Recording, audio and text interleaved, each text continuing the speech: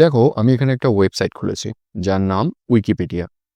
আশা করি তোমাদের মতো অনেকেই এই ওয়েবসাইটটা ব্যবহার করেছো। পৃথিবীতে যত ধরনের ইনফরমেশন আছে, মেজরিটি ইনফরমেশন কিন্তু তোমরা এখান থেকে পেয়ে যাবে। উইকিপিডিয়াটা কি? একটা জেনারেল পারপাস ওয়েবসাইট যেখানে আমরা কোনো ইনফরমেশন পেয়ে থাকি।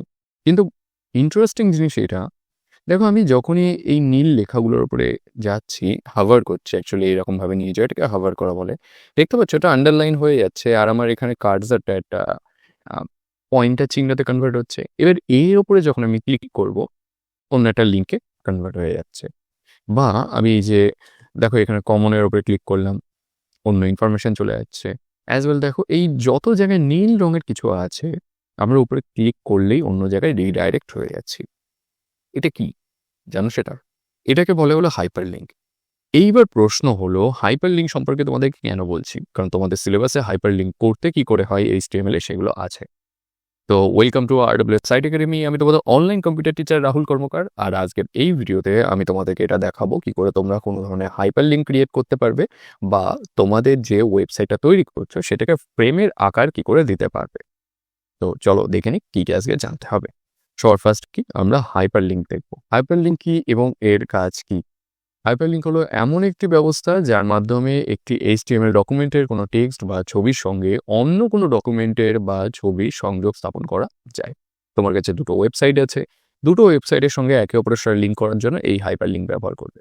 বা তোমার কাছে কোনো একটা ছবি আছে, তার সঙ্গে কোনো ওয়েবসাইটকে রেফার করতে চাচ্ছ বা লিঙ্ক করতে চাচ্ছ, তখন এটা ব্যবহার করবে। এর মাধ্যমে ব্যবহারকারী এক পেজ থেকে অন্য পেজে যাতায়াত করতে পারে বা ন্যাভিগেশন করতে পারে। আমরা ন্যাভিগেশনের জন্যও কিন্তু ব্যবহার করি। সবার ওপরে পেজে চলে যাও বা সবার নিচের পেজে। এই একটু আগে আমি ক্লিক করলাম, ছিলাম কিন্তু একদম ফার্স্ট পেজে, চলে আসলাম কোথায়? এই পেজটাতে যেখানে এই হাইপার লিঙ্ক লেখা আছে। কি করেছিলাম? আমি হাইপার লিঙ্কই করে রেখেছিলাম। ওয়েব পেজের কোনো হাইপার লিঙ্কের উপরে মাউস পয়েন্টার নিয়ে গেলে তখন কি সেটি একটি হাতের আকার নিয়ে নেয়, যেটা তোমাদের দেখালাম, এটা পয়েন্টারের আকার নিয়ে নিচ্ছিল। হাইপার লিঙ্ক তৈরি করার জন্য কোন ট্যাগ ব্যবহার করা হয়? হাইপার লিঙ্ক তৈরি করার জন্য এই ট্যাগ, বা যাকে আমরা অ্যাঙ্কার ট্যাগ বলি, এটা ব্যবহার করা হয়। এই ট্যাগের সাথে কোন অ্যাট্রিবিউট ব্যবহার করা হয়? এই ট্যাগের সঙ্গে সাধারণত HREF অথবা হাইপার টেক্সট রেফারেন্স, এই অ্যাট্রিবিউটটা ব্যবহার করা হয়। কি? কোনো একটা পাথ আমাদেরকে বোঝানোর জন্য, যে আমি কোন পার্টিকুলার জায়গায় গিয়ে কাজ করতে যাচ্ছি সেটা বোঝানোর জন্য বা লিঙ্ক করানোর জন্য। হাইপার লিঙ্ক লেখার সিনট্যাক্স কি হয়? প্রথমে এই ট্যাগ ব্যবহার করতে হয়। এই ট্যাগ কিন্তু একটা কন্টেনার ট্যাগ, যার মাঝখানে এরকম কন্টেনার থাকে। তারপরে HREF লিখে সমান সমান চিহ্ন দিয়ে কোটেশনের মধ্যে আমরা যেই ওয়েবসাইটটাকে লিঙ্ক করতে চাচ্ছি সেই URL-টা এখানে দিয়ে দিতে হয়। এইবার টেক্সট আমরা এখানে লিখি, ব্যাস এতটুকু কাজ করে দিলেই তোমার কিন্তু হাইপার লিঙ্ক সাকসেসফুলি হয়ে যাবে। আমি তোমাদেরকে VS স্টুডিও কোডের মাধ্যমে তৈরি করে দেখাচ্ছিলাম, আমি তোমাদেরকে একটু করে দেখাই। দেখো, সবার আগে ভালো করে নোটিস করো, demo.html নামে আমার কাছে একটা HTML ফাইল আছে, অ্যাজ ওয়েল অ্যাজ index.html নামে আর একটা ইন্ডেক্স ফাইল আছে। আমি এই দুটোর মধ্যে হাইপার লিঙ্ক করতে চাই। কি করে করব? আমি জাস্ট এটাই চলে গেলাম, এখানে গিয়ে লিখলাম আমরা হাইপার লিঙ্কের জন্য এই ট্যাগ ব্যবহার করব। এইটাকে দেখো এখানে HREF আছে, তোমরা যদি VS স্টুডিও কোড ব্যবহার করো এরকম কিন্তু শর্টকাট অপশন পাবে। এছাড়া এই কোডেও এই অপশনগুলো দেয় কিছু কিছু ক্ষেত্রে। তো যাই হোক, এইবার আমরা এতে কোনো একটা ওয়েব পেজের লিঙ্ক দেবো। আমাদের কাছে অলরেডি যেটা লিঙ্ক তৈরি করা আছে সেটাকে আমি দেবো। কি আছে? index.html। আমি লিখলাম index.html, একটা টেক্সট দিয়ে দিই, যার উপরে ক্লিক করলে আমরা সেখানে যাব। ক্লিক, ধরো লিখলাম CLICK, ক্লিক হেয়ার। ব্যাস এতটুকু। দেখতে পাচ্ছ এখানে চলে এসেছে। এইবার আমি যেই এর উপরে ক্লিক করব, দেখো অটোমেটিক্যালি এখানে চলে এসেছে। বুঝতে পারলে কি করে আসলো? সবার ফার্স্টে ছিল কি, এই পার্টিকুলার পেজে যেখানে আমি টাইটেল দিই, হাইপার লিঙ্ক টাইটেলটা, যেই ক্লিক করলাম কোথায় চলে আসলো? এই পার্টিকুলার ওয়েব পেজটায়। আমি এখানে হ্যালোর জায়গায়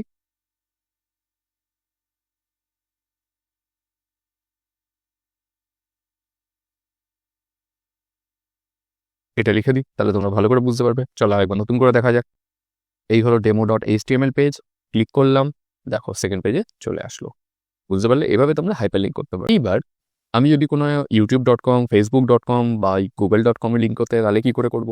তাহলে তোমাকে সিম্পলি লিখতে হবে https://www.google.com, এরকমভাবে লেখার পরে এখানে আমি যেই ক্লিক করব, google.com খুলে গেল। এভাবে তোমরা হাইপার লিঙ্ক কিন্তু করতে পারবে।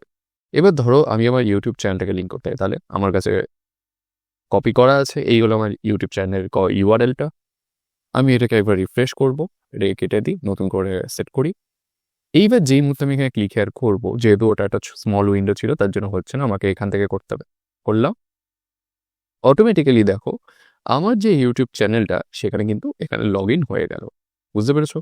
এইভাবে তোমরা কিন্তু খুব ইজি ওয়েতে এক ওয়েব পেজ থেকে অন্য ওয়েব পেজে হাইপার লিঙ্ক করাতে পারবে। এবারে কি বলছে, HTML এ মার্কিউ ট্যাগের কাজ কি? দেখো, মার্কিউ ট্যাগ একসময় ব্যবহার হতো, এখন CSS এর মাধ্যমে কাজটা করা হয়। মার্কিউ ট্যাগের কাজ হলো কোনো একটা জিনিসকে এক পাশ থেকে আরেক সাইডে স্ক্রল করানো। লাইক আমি কোনো একটা সরকারি ওয়েবসাইট যদি তোমাদেরকে খুলে দেখাই, এই জিনিসটা আরো ভালো করে তোমরা বুঝতে পারবে। ধরো WB হেলথ, আমি এই সাইটের একটা এক্সাম্পল তোমাদের দিয়ে দিই। এটা ওয়েস্ট বেঙ্গলের একটা ওয়েবসাইট। দেখো, দেখতে পাচ্ছ এই যে লেখাটা, এইগুলোই মার্কিউর মাধ্যমে কথা, এই যে এরকম যাচ্ছে, এই জিনিসগুলোই করা হয় মার্কিউর মাধ্যমে। আমি এটাকে অফ করে দিই, নোটসে ফেরত যাই। কি বলছে, HTML এর মার্কিউ ট্যাগের সাহায্যে ব্রাউজারে কোনো টেক্সট, চিত্র বা লাইন ইত্যাদির জন্য একটি স্ক্রলিং অঞ্চল বা স্ক্রলিং এরিয়া ইনসার্ট করা যায়।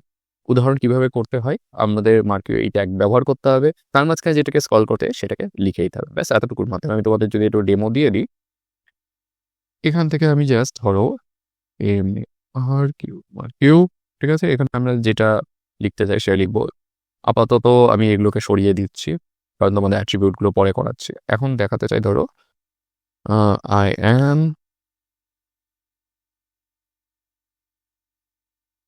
রাহুল কর্মকার, দেখতে পাচ্ছ এই এক সাইড থেকে আরেক সাইডে আমরা আরো এর অ্যাট্রিবিউট আছে, সেই অ্যাট্রিবিউটের মাধ্যমে আরো কাস্টমাইজ করতে পারবো। কি বলছে, মার্কিউ ট্যাগে ব্যবহৃত প্রধান অ্যাট্রিবিউটগুলো কি কি?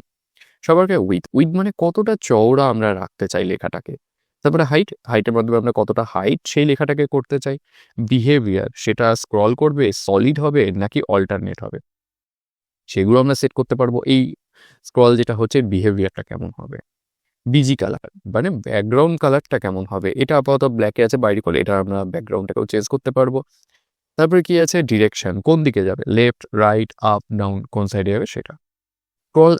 স্ক্রল অ্যামাউন্টের মাধ্যমে মার্কিউর যে গতি, সেই গতিটাকে আমরা বাড়াতে বা নিয়ন্ত্রণ করতে পারবো অর্থাৎ ইনক্রিজ করতে পারবো। স্ক্রল ডিলের মাধ্যমে ওর গতিকে আমরা কমাতে পারবো। লুপের মাধ্যমে লেখাটা কি কন্টিনিউয়াসলি চলতে থাকবে, বাই ডিফল্ট কিন্তু লুপ থাকেই। ভি স্পেস মানে ভার্টিক্যাল মার্জিন পরিবর্তন কিন্তু আমরা এর মাধ্যমে করতে পারি।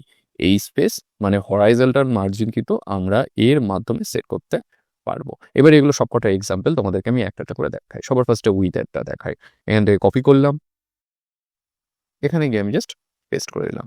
কি হলো দেখো, উইথের মাধ্যমে আমরা সেট করতে পারবো ঠিক ওয়েব পেজের কোন জায়গা থেকে এই মার্কিউটা শুরু হবে। যেহেতু এখানে 50%, তাই ওয়েব পেজের এই মাঝখান থেকে দেখো এটা চলছে।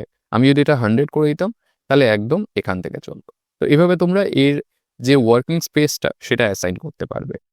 এরপরে কি আছে, হাইটের মাধ্যমে আমরা হাইটটাকে অ্যাসাইন করতে পারবো। ওকে, করে দেখি।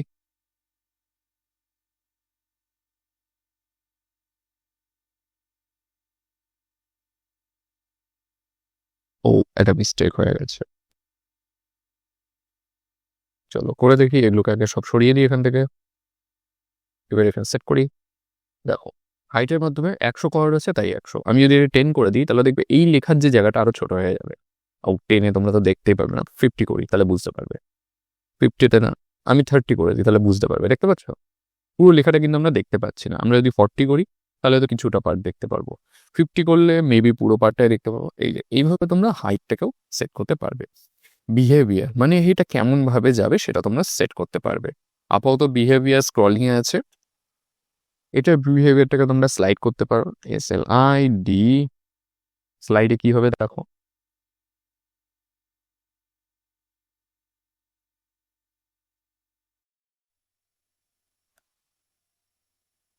ব্যাস আর যাবে না কিন্তু।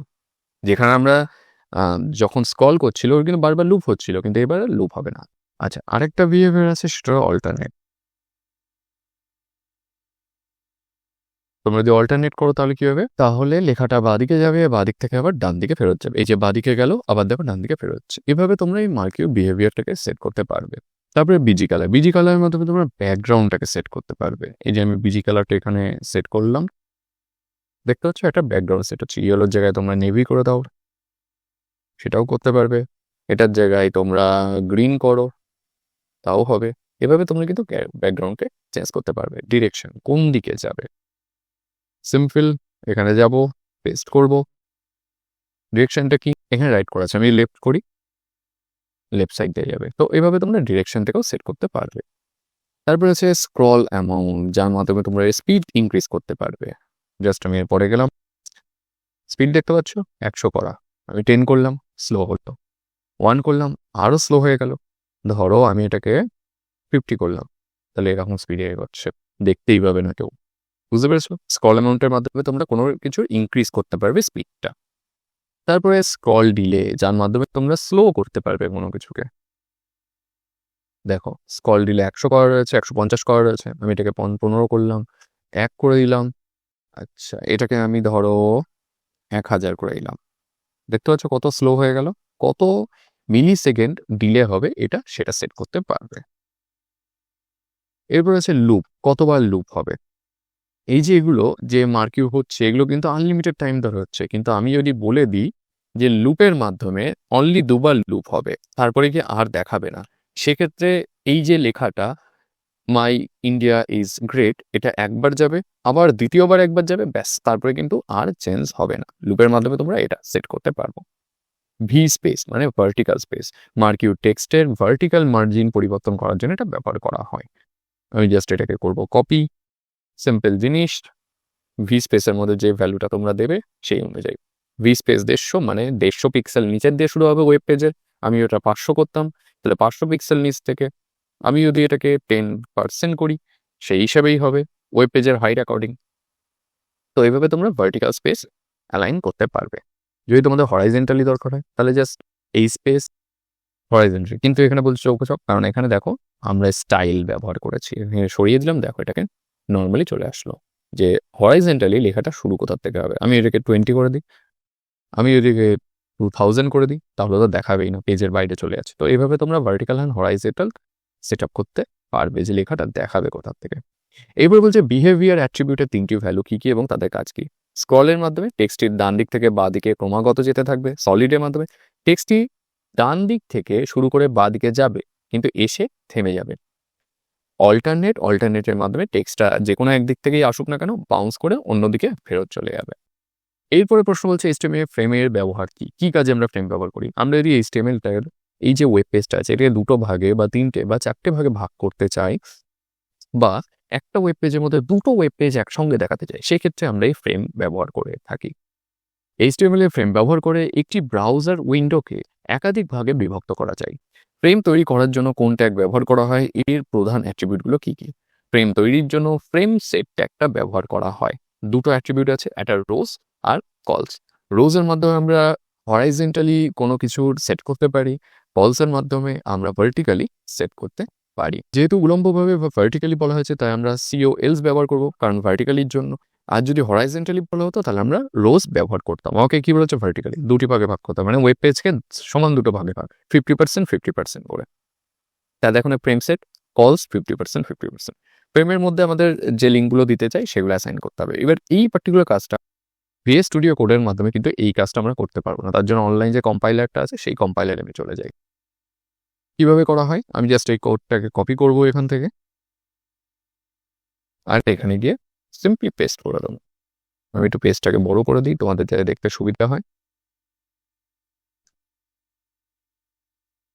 এবার করলাম রান, দেখতে হচ্ছে ওয়েব পেজটা সমান 2টো ভাগে ভাগ হয়ে গেছে, যেখানে হলো এই একটা আর এই একটা। যেহেতু আমাদের কাছে নিজস্ব কোনো লোকাল ওয়েবসাইট নেই, তার জন্য এরকমভাবে দেখাচ্ছে, যদি থাকতো তাহলে কিন্তু দেখাতো না। এইবার যদি আমাদের বলা হয় যে হরাইজেন্টালি ভাগ করতে হবে, তাহলে আমরা কি ব্যবহার করব, রোজ। এখানে দেখো বলা হয়েছে আনুভূমিকভাবে বা হরাইজেন্টালি সমান 3টি ফ্রেমে ভাগ করতে গেলে কি করতে হবে। কি করা হয়েছে, রোজ দিয়ে এখানে 30% 30% 30% আর ওয়েবসাইটগুলোকে অ্যাসাইন করা হয়েছে। সিম্পল জিনিস, চলো আমি করে দেখিয়ে দিই। এখানে লিখবো কি, রোজ, ROWS, রোজ 3টে ভাগে ভাগ করা হয়েছে, তাই আমি লিখবো 30%, 30%, 30%।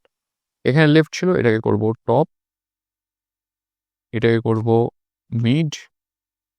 এই কোডটাকে আরেকবার কপি করে নিই, এখানে গিয়ে করে দিই পেস্ট, এটাকে করব বটম। বাকি তো সব সেম। রান করালাম, দেখো 1টা 2টো 3টে, একদম 30% করে 3টে ভাগে এই ওয়েব পেজটা ভাগ হয়ে গেছে। তো এইভাবে তোমরা কোনো ফ্রেম সেট করতে পারবে তোমাদের ওয়েবসাইটে তোমাদের দরকার অনুযায়ী। তো আজকের ভিডিওতে আমরা কি জানলাম, কি করে আমরা ফ্রেম সেট করতে পারি হরাইজন্টালি বা ভার্টিক্যালি, কি করে আমরা এই মার্কেও ব্যবহার করতে পারি, আর কি করে আমরা কোনো কিছুকে হাইপার লিঙ্ক করতে পারি, এই 3টে জিনিস সম্পর্কে। যদি কোনো ধরনের ডাউট থাকে সেটা অবশ্যই কমেন্ট সেকশনে জানাবে। তোমাদের সঙ্গে দেখা হবে পরের ভিডিওতে নতুন টপিকের সঙ্গে।